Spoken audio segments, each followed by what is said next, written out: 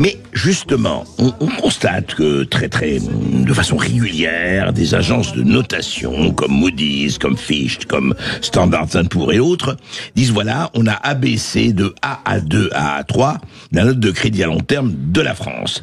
Et on dit voilà, la probabilité que le prochain gouvernement, en l'occurrence celui de François Bayrou, réduise durablement l'ampleur des déficits budgétaires au-delà de l'année prochaine est désormais très faible. Alors, Marc Toiti, peut-être, disons les choses très souvent, vous savez, vous êtes mieux placé que quiconque pour le dire, on dit voilà, une baisse de notation, ou pas baisse de notation, ou stable, etc. Très rapidement, ces agences de notation, on en a déjà parlé, mais c'est un indicateur, c'est un signe, c'est quoi? Alors, d'abord, il faut savoir que ces agences de notation ne sont pas du tout crédibles. C'est-à-dire que, n'oublions pas que, par exemple, avant la crise des subprimes, elles notaient les dettes subprimes triple A, ça veut dire la meilleure note possible. Vous voyez, donc, avant l'effondrement. Juste avant, quelques semaines avant. Donc bon, pour dire, faut pas trop faire attention. Et après, évidemment, il y a un problème numéro 1, c'est que elles sont payées par ceux qu'elles notent. Donc évidemment, parfois il y a des arrangements entre amis. Donc là, par exemple, il faut être très honnête. Donc là, qu'a fait Moody's, pour faire simple, il y a 3 agences de notation, Fitch, Standard & Poor's et Moody's, les 3 principales. Et donc Moody's n'a fait que en fait s'aligner sur les 2 autres qui avaient déjà dégradé la note de la France au niveau de Moody's. Et donc Moody's qui était jusqu'à présent plutôt sympa avec la France, en disant mais non, on fait confiance à Bruno Le Maire, il nous a dit que ça allait être les 30 glorieuses, etc. Donc vous vous souvenez, hein. Oui, donc absolument. Effectivement, bon, ils se sont fait avoir, ils ont fermé les yeux, peu importe. Toujours est-il que maintenant ils sont au même niveau que les autres. Mais ce qui est intéressant, c'est effectivement je dirais le communiqué, c'est-à-dire de dire on ne fait pas du tout confiance. Oui, parce qu'il dit ça. Au nouveau gouvernement. L'ampleur, elle est très faible. Voilà, mais c'est ça qui est grave. Et surtout, j'irai même plus loin. Et c'est là où ça devient devenir très intéressant, c'est que en fait, donc il y a plusieurs typologies de notation. Donc la meilleure note c'est triple A. Pour l'instant, il n'y a que 9 pays dans le monde qui sont triple A, notamment l'Allemagne par exemple. Après, il y a les double A. Nous, on est la dernière catégorie de double A. Et ça, c'est très important. La catégorie basse de double A, quoi. La dernière. Mais ce qui est important, c'est que après, on passe à simple A. Et ça, c'est très intéressant parce que tant qu'on est double A, il faut savoir que beaucoup d'investisseurs, de banques, de compagnies d'assurance ont l'obligation d'acheter de la dette publique française. Parce que, pour leur ratio, je rentre pas dans le détail, etc., c'est important d'avoir cette dette publique soit triple A, soit double A.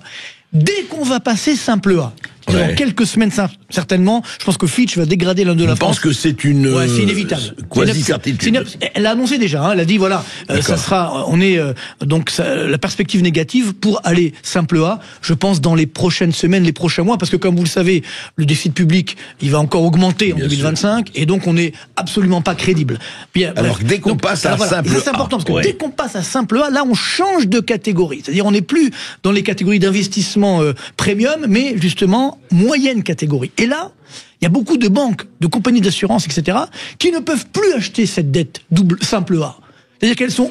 elles ont l'obligation d'acheter du double A ou du triple A, mais pas du simple A. Elles n'ont plus d'obligation. Si elles ne veulent pas, elles le font pas. Et surtout, c'est-à-dire que surtout, ce n'est pas bon pour le ratio de solvabilité.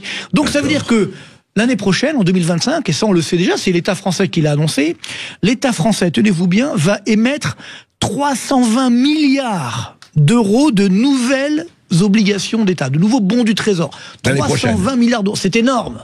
Donc ce qui veut dire que si on est simple A, comme beaucoup d'investisseurs ne pourront pas acheter notre dette publique, non pas parce qu'ils nous aiment pas, mais parce que ça rentre tout dans le cahier des charges de leurs achats de dette, à ce moment-là, donc comme il y aura plus ces investisseurs qui vont acheter notre dette, les taux d'intérêt qu'on paye sur la dette publique vont augmenter. Ils ont déjà très fortement augmenté. Encore là ce matin, Elles ont déjà augmenté. Oui, on est à 3,1% sur le taux de 10 ans, au même niveau que la Grèce aujourd'hui. Vous vous rendez compte? C'est-à-dire que les investisseurs se disent aujourd'hui, on a davantage confiance, par exemple, dans le Portugal, voire dans la Grèce, pour réduire leur déficit public que dans la France. C'est quand même si on aime beaucoup nos amis grecs ou nos amis portugais, ça pose un problème en termes, je dirais, de crédibilité de la France. Et de confiance, tout à fait. Et donc, quel est l'impact pour les Français? Parce qu'il y a évidemment un impact. Parce que quand les taux d'intérêt de la dette publique augmentent, tous les taux d'intérêt de nos crédits, les ménages, les entreprises, augmentent aussi. Donc ce qui veut dire qu'on va payer plus cher nos crédits, et donc que la consommation qui est déjà pas géniale va baisser, que l'investissement qui baisse déjà depuis 4 trimestres, l'investissement des entreprises va encore baisser, que l'investissement logement des ménages qui baisse depuis, tenez-vous bien, 13 trimestres consécutifs, c'est du jamais vu dans l'histoire de France. Donc on a des chiffres déjà catastrophiques, ça va continuer entre guillemets, d'être de plus en plus mauvais. Donc la récession est là, et après, le chômage qui commence déjà à augmenter, va continuer d'augmenter. Donc, mine de rien, cette petite agence, etc., cette petite notation qui paraît rien du tout, ça a des impacts en cascade dramatiques pour le quotidien des Français. Et c'est là où on doit en vouloir, je suis désolé de le dire, à nos dirigeants politiques, à pas mal d'économistes, qui encore aujourd'hui disent « Ah non, mais la dette publique, on s'en fiche complètement, bon, c'est des milliards, tout ira bien, ça nous coûte rien, c'est la BCE qui va financer. » C'est un mensonge éhonté qui nous coûte extrêmement cher. Rendez-vous compte qu'aujourd'hui, cette année, l'État français va devoir débourser 60 milliards d'euros juste pour payer les intérêts de la dette. Les intérêts de la dette. Juste les intérêts. L'année prochaine, 75 milliards. Si tout va bien, parce que ça pourrait être plus. Ce qui fait qu'en 5 ans, la charge d'intérêt de la dette, c'est 300 milliards d'euros. Foutu en l'air, excusez-moi l'expression, ça veut bien dire ce que ça veut dire, c'est que les intérêts de la dette, ça sert à rien. Hein, c'est pas du social. Payer, mais voilà. 300 milliards comme ça, qui sont jetés par la fenêtre. Voilà le résultat des politiques, justement, le quoi qu'il en coûte, etc., d'avoir augmenté n'importe comment la dette publique. Parce que ça, je le rappelle, on dit oui, mais on ne pouvait pas faire autrement. C'est complètement faux. La France, c'est le pays qui a le plus augmenté sa dette publique. Et surtout, c'est le pays où l'écart entre l'augmentation de la dette publique et l'augmentation du PIB est le plus fort. On a fait de la dette, il n'y avait pas de croissance en face, il n'y avait pas d'activité, le chômage augmente. On me dit oui, c'est pour la paix sociale. Regardez là, d'un point de vue social, ce qui se passe en France aujourd'hui, c'est une catastrophe. Donc c'est ça qui ne colle plus. Il faut changer de logiciel. Et quand je vois encore aujourd'hui des hommes politiques ou même des femmes politiques ou des économistes soi-disant sérieux, universitaires de salon, si vous voulez, mais en fait qui n'ont jamais mis les pieds dans une entreprise, ne savent pas comment ça fonctionne, et bien qui disent non mais la dette on va continuer de l'augmenter, ben, ce sont des criminels ces personnes-là. Vous comprenez? Donc faut arrêter aujourd'hui, parce que qui va payer à la fin? C'est pas les ultra riches, c'est pas les grosses boîtes, etc. Ils sont déjà plus en France. Qui va payer à la fin? C'est la classe moyenne. C'est les Français évidemment. Au sens large. Donc encore une fois, c'est notre responsabilité aujourd'hui de dire stop. Il faut arrêter. Et malheureusement, je ne vois pas le gouvernement, le nouveau gouvernement, que cette responsabilité, Marc, vous le savez, elle est politique. Bien sûr. C'est-à-dire s'il appartient aux politiques, ce qui reprendre la main, enfin s'ils existent encore. Mais dites-moi. Vous dites ça. Est-ce que donc on va dans le mur? Ah, on y est déjà. On va dans le mur. Ah ben on y est déjà. Enfin, il faut être clair. Aujourd'hui, qu'est-ce qui nous protège?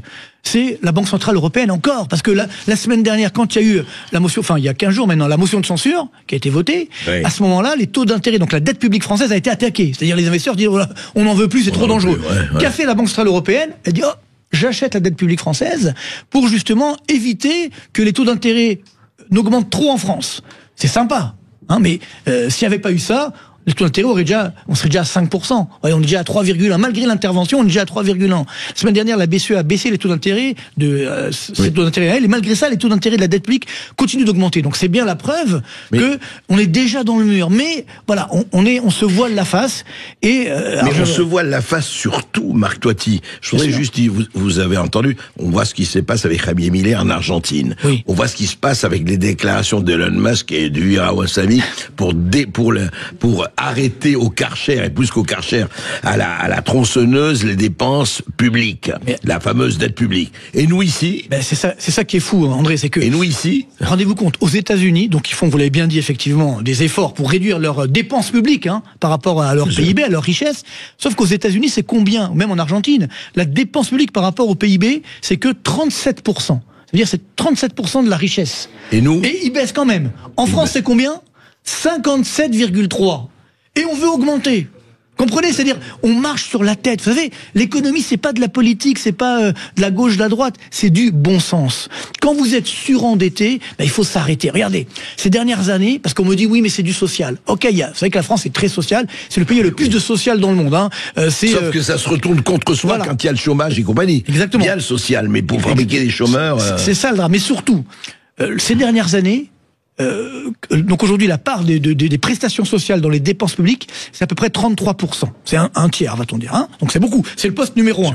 Mais quel est le poste numéro 2? Les dépenses de fonctionnement. 32% de la dépense publique, ce sont des dépenses de fonctionnement. Et alors là, tenez-vous bien, parce que sur les 3 dernières années, c'est ça où ça devient complètement fou. Les dépenses de fonctionnement ont augmenté de quasiment 16%. En 3 ans. Alors que les dépenses publiques totales ont augmenté de 12%. C'est-à-dire que là on devient fou. Quand vous avez un problème, vous à titre personnel, dans votre vie, dans votre famille ou dans une entreprise, qu'est-ce que vous commencez à réduire? Les dépenses de fonctionnement, bien sûr. Hein, les frais de bouche, hein, on va moins au restaurant, on fait attention. Et l'administration, j'essaie qu'elle soit moins pléthorique, par exemple. Que fait l'État? Il fait exactement l'inverse. C'est-à-dire que ça va mal et j'augmente plus les dépenses de fonctionnement que le reste. Et le pire, c'est que malgré cela, les services publics se dégradent.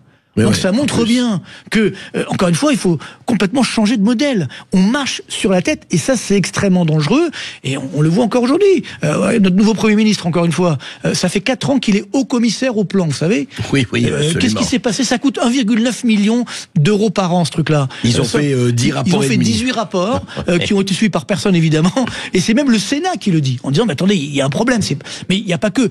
Aujourd'hui, en France, il y a 700 qu'on appelle comité Théodule. Vous savez, ça veut dire les agences, des organismes, etc., qui servent pas à grand chose, si ce n'est placer les copains, Sauf etc. que ça coûte cher. Ça fait des milliards. Ça coûte 50 milliards, hein, donc 50 milliards par an. Donc vous comprenez, quand on me dit aujourd'hui ça, que moi je supporte plus.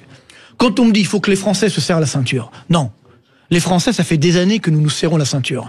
Les entreprises, les PME qui sont dont les faillites sont en train d'exploser, les particuliers, ça fait des années qu'on se serre la ceinture. Par contre, qui ne se serre pas la ceinture, disons-le, c'est la haute fonction publique, c'est la fonction publique au sens large, la puissance publique. Donc ce sont eux qui aujourd'hui doivent baisser leurs dépenses. Et c'est pourquoi ce qui m'inquiète, c'est que quand j'entends certains nous dire non mais il faut continuer, on va continuer comme ça. Attendez, ce n'est pas sérieux, on n'a pas le droit de faire ça. Encore plus grave, cette semaine, en début de semaine, le gouverneur de la Banque de France, c'est normal là, le gouverneur de la Banque de France, il a un devoir de réserve. Bien sûr. Qu'est-ce qu'il a dit? Il a dit pour réduire le déficit, il faut augmenter les impôts. Oui, c'est incroyable. Nous sommes le pays dans le monde où il y a le plus d'impôts, les plus taxés du monde, en termes de prélèvements obligatoires par rapport au PIB, numéro 1 du monde, et le gouverneur de la Banque de France, qui normalement ne se mêle pas de politique, parce que ça c'est de la politique, dit il faut augmenter les impôts. Il aurait pu dire il faut baisser les dépenses publiques. Mais non, parce que comme lui c'est un haut fonctionnaire évidemment de base, vous comprenez, là ça commence à devenir dangereux. Parce que si le gouverneur de la Banque de France se mêle comme ça effectivement de politique, alors peut-être il veut peut-être devenir ministre de l'économie, je sais pas. Mais moi, ça m'inquiète parce que, en tout cas, nous, effectivement. Mise de l'économie aujourd'hui, c'est mise de la dépense en France. Ouais, faut le dire. Exactement. Donc, si vous voulez, non, mais le problème terrible, et on le dit d'ailleurs à chaque fois, c'est qu'on a l'impression que les gens ne s'en aperçoivent pas, ils disent oui, d'accord, mais écoutez, tant qu'on est là, voilà, le frigo est rempli, et heureusement, bon. Mais à un moment donné, effectivement, vous vous dites que quand même, d'ici quelques mois, on ne pourra pas éviter le réel. Je pense que c'est une question de moi et ça commence déjà. Vous savez qu'aujourd'hui, selon les indices INSEE, par exemple, le moral des ménages s'effondre. Ce matin, il y a eu l'indicateur INSEE du moral des chefs d'entreprise, du climat des affaires, qui s'effondre également. Donc aujourd'hui, on estime qu'il y a à peu près 40% des Français, des ménages français, qui n'arrivent pas à joindre les deux bouts chaque mois. 40%. On est compte. Regardez un chiffre d'Eurostat qui est sorti la semaine dernière. On n'en a pas parlé. Le taux de chômage des moins de 25 ans, des jeunes. Qui était encore à 17% il y a quelques mois, ce qui était beaucoup. Là, on est à 20,8%, quasiment 21%. En quelques mois. En quelques mois, de taux de chômage des jeunes. Et vous savez comment ça se passe, hein? On leur offre, entre guillemets, des formations en veux-tu, en voilà, qui veulent rien dire, mais comme ça, ils sont pas dans les statistiques. Et ça, malgré cela, taux de chômage des moins de 25 ans, 21%. De catégorie A, hein. Ça veut dire que toute catégorie confondue, le taux de chômage, il est bien plus élevé. Et c'est ça qui, aujourd'hui, si vous voulez, est particulièrement dangereux. C'est que notre jeunesse, c'est la force d'un pays. Donc, si la jeunesse, aujourd'hui, malheureusement, est atteinte par ce chômage dramatique, endémique, et que la récession c'est en train de s'installer, ce qui va encore générer une hausse du chômage, je suis très inquiet sur la stabilité sociale et sociétale. Donc, on revient à l'hypothèse, au constat principal, au postulat principal, cherche, chef, lucide et volontaire et courageux désespérément. Bah oui, mais il y en a pas. Il y en a pas. Il n'y en a pas. Alors qu'est-ce qu'on fait? On va rester comme ça? On me dit, oui, soyez ministre de l'économie. Moi, je veux bien. Mais il faut qu'on me laisse faire. On me laissera jamais faire. Enfin, dans le contexte actuel, et puis surtout, il manquerait plus que ça. Il y a pas de majorité à l'Assemblée, donc évidemment, ça aussi. Donc il faut, moi je pense, c'est triste à dire, hein, vous savez, mais ça fait des années que j'ai vu tous les dirigeants politiques, l'Élysée, Matignon, Bercy, etc. Et à chaque fois, je leur dis, faites attention, parce que, de toute façon, on va devoir se réformer, on va devoir se moderniser, soit dans la douceur, soit dans la douleur. Soit dans la douleur, soit dans la violence. Voilà. Sauf que je suis désolé de le dire, mais comme on l'a pas fait dans la douceur pendant des années, ça fait des années qu'on aurait pu le faire, hein, c'est pas nouveau, hein, et qu'on l'a pas fait, je pense par choix politique, par manque de courage politique, en disant non mais nous on veut la paix sociale, etc. Maintenant, je pense, et je suis très triste de le dire, on va devoir toucher le fond de la piscine, c'est-à-dire, et là peut-être qu'on pourra redémarrer. La crise de la dette est un sujet complexe, qui inquiète de nombreux économistes et citoyens. En France, la dette publique a atteint des niveaux historiques, dépassant les 3 000 milliards d'euros, soit environ 114% du produit intérieur brut, PIB. Cela signifie que l'État doit beaucoup plus qu'il ne produit chaque année. Cette situation est due à plusieurs facteurs, comme les dépenses publiques élevées, les politiques d'aide durant la pandémie de Covid-19 et les tensions économiques mondiales. Selon Marc Toiti, économiste et président du cabinet ACDF, cette montée de la dette pourrait conduire à un effondrement de l'économie française si des mesures rapides et efficaces ne sont pas mises en place. La dette publique n'est pas forcément un problème en soi, tant que le pays peut rembourser ses emprunts et que les taux d'intérêt restent bas. Mais la situation devient critique lorsque les marchés financiers perdent confiance dans la capacité de l'État à honorer ses engagements. En ce moment, les taux d'intérêt augmentent à cause de l'inflation persistante. Cela rend le coût de la dette plus élevé, car l'État doit payer davantage pour emprunter. Si cette tendance continue, une partie importante du budget de la France devra être consacrée au remboursement des intérêts de la dette, au détriment d'autres dépenses essentielles, comme la santé, l'éducation ou les infrastructures. Marc Toiti souligne également que la France risque d'entrer dans un cercle vicieux. Pour financer la dette, l'État pourrait être obligé d'augmenter les impôts ou de réduire les dépenses publiques. Ces mesures, bien qu'indispensables, risquent d'étouffer la croissance économique en réduisant le pouvoir d'achat des ménages et les investissements des entreprises. Une économie qui ne croît pas ou qui recule génère moins de recettes fiscales, ce qui complique encore plus le remboursement de la dette.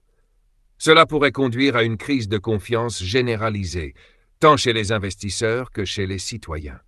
Pour éviter cet effondrement, plusieurs solutions peuvent être envisagées. D'abord, il est crucial de maîtriser les dépenses publiques en éliminant les gaspillages et en rendant l'administration plus efficace. Cela ne signifie pas nécessairement de couper dans les services publics essentiels, mais plutôt d'améliorer leur gestion.